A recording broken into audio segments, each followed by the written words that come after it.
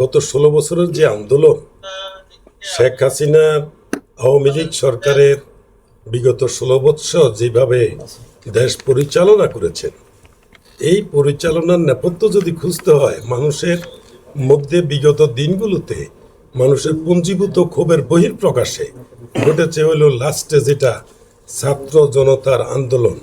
তাদের যে আন্দোলনটা ছিল, সেই আন্দোলনটা যৌক্তিক দাবি ছিল তারা যেন সঠিকভাবে যে বৈষম্য বিরোধী যে আন্দোলনটা, তো সেখানে তারা যে দাবি দিয়েছিল সেটাকে তারা অ্যাকসেপ্ট করতে দেরি করেছে এবং যেভাবে গণহারে পুলিশ দিয়ে এবং বিডিআর দিয়ে যেভাবে মানুষকে হতাহত করেছে এবং মানুষকে নির্বিচারে খুন করা হয়েছে, তারই বহিঃপ্রকাশের প্রেক্ষিতে কিন্তু আপনার এই আন্দোলনটা ফলপ্রসূ হয় এবং এক দফাতে আসে। এক দফা মানে তার পতনের, এবং এই পতনের সময় যখন কথা আসছে, তখন আমাদের যে ১৫ বছরের ছাত্র জনতার এবং জনসাধারণের, অভিভাবকদের, শিক্ষকদের সব সম্মিলিতভাবে তারা একসাথে রাস্তায় নেমে আসছে এক দফার আন্দোলনে। যে স্বৈরাচার বললে তাকে একটু ছোটই মানায়, এটা হলো গণহত্যাকারী, যেখানে ১৫ বছরে হাজার হাজার লোককে খুন করেছে, সেই গণহত্যাকারী হিসাবে তাকে চিহ্নিত করা হয়েছে। এবং আমরা যারা ব্যবসায়ী মানুষ, আমরাও জানি অনেক কিছু, আর তাছাড়া আমি নিজেও তো গণমাধ্যম ব্যক্তিত্ব, আমরা অনেক সময় অনেক কিছু জানতাম কিন্তু সেটা প্রকাশ করতে পারতাম না। বিশেষ শৃঙ্খলা বাহিনী যারা ডিজিএফআই পরিচালনা করত, সেখানে মিডিয়া উইংস ছিল, মিডিয়া উইংসের নামে আমাদেরকে সবসময় এটার থেকে বিরত থাকার জন্য চাপ প্রয়োগ করত। অন্যদিকে যখন এইভাবে করতে করতে এক সময় দেখেন, আমি এসএ টেলিভিশন বাংলাদেশে এসছে, আমরা ফুল এইচডি টেলিভিশন নিয়ে আসছি, আমার দুইটা ডিএসএনজি, এবং এই দুইটা ডিএসএনজি একটা হইলো গাড়িতে আর একটা হইলো পোর্টেবল, দুইটাই অকার্যকর। তার মানে তাদের নিয়ন্ত্রণের কারণে আমরা সেই জিনিসটাকে আমরা সবসময় জনগণের কথা তুলে ধরতে পারি নাই। তো জনগণের কথা যদি আমরা তুলে ধরতাম এবং শেখ হাসিনা যদি তার নীতিতে যদি সঠিক রাষ্ট্র পরিচালনার মতো যদি মন মানসিকতা থাকতো, তাহলে কিন্তু তাকে আজকে যেভাবে পালাতে হয়েছে এইভাবে পালাইতে হইতো না।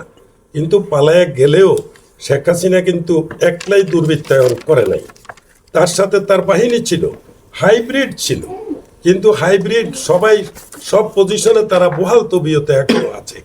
এর মধ্যে যখন তার উৎখাতের পরে, যখন এখন এই অন্তর্বর্তীকালীন গভর্নমেন্ট সৃষ্টি হলো, আমরা অন্তর্বর্তীকালীন গভর্নমেন্টের ডক্টর প্রফেসর ইউনূস সাহেবকে আমরা অত্যন্ত মূল্যায়ন করি এবং তাকে ভালো জানি। তো সেখানে তাদের যে প্রথম মানে শপথ নেওয়ার পরে যে কর্মকাণ্ডগুলি করা তাৎক্ষণিক উচিত ছিল, সেটা করা হয়নি। এখনও কিন্তু দেখবেন যে তাদের যে হাইব্রিড চাটুকাররা এখনও কিন্তু অনেক জায়গায় বহাল তবিয়তে আছেন, এবং তাদের যেই থাকার কারণে এখন যারা আমাদের অন্তর্বর্তীকালীন সরকারের উপদেষ্টা হয়েছেন, তাদেরকে অনেক সময় মিসগাইড করার তালে তারা ব্যস্ত আছে। এবং যারা আমলা এবং যারা পুলিশের হাই অফিসিয়াল, তাদের নির্দেশেই কিন্তু আজকে নিরীহ পুলিশ বাহিনীকে কিছু হতাহত হতে হয়েছে। এবং এর নেপথ্যে কারা?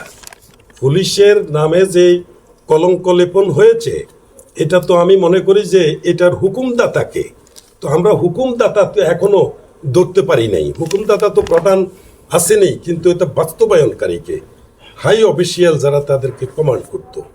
কিন্তু কমান্ডাররা আল্লাহ চাইলে এখনো, বড় কমান্ডাররা এখনো মানে কেউ পালিয়ে গেছে, কেউ এখনো দরছোয়ার বাইরে আছে, আবার কেউ এখন নিজের সুর অন্যভাবে চেঞ্জ করে তারা এখন নিজেকে বর্তমান ছাত্র জনতার আন্দোলনের পক্ষ বলে সমর্থন করছে। তো এই জিনিসগুলো যখন আপনারা অ্যানালাইসিস করবেন, আমরা প্রিয় সাংবাদিক ভাইয়েরা অ্যানালাইসিস করলে এই থলির বিড়াল বেরিয়ে আসবে যে কে আজকে তাদের এক সময়ের সহযোগী, আর আজকে তারা এখন কোথায় আছে। আপনাদের লেখনী এবং আপনাদের চেষ্টার মাধ্যমে তারা জনসমক্ষে তাদেরকে পরিচিত এবং তাদেরকে আনা সম্ভব হবে। তা না হইলে এই দুর্বৃত্তায়নদেরকে যদি শেষ করা না যায় অথবা তাদের আইনের আওতায় না আনা যায়, তাইলে আমাদের ছাত্র জনতা, শিক্ষক এবং জনগণের আশার প্রতিফলন ঘটবে না।